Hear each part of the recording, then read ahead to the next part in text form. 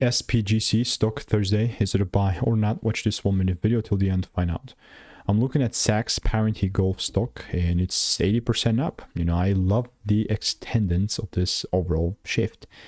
Context, I have delivered thousands of quick predictions over the last 4 years, spent thousands of course cementers, documented everything. And I'm just like not a big fan of this. Although I do get, you know, 80% up is not a little.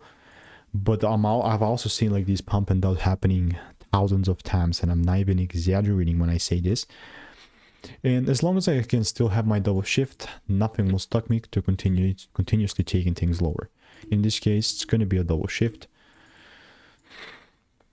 And if the double shift is there, sure man, I'm going to take it low. If not, don't care. So I will continue to keep you updated. And if you want to make more money trading in a simple way, click the first link in the description. It's a free newsletter. Goodbye.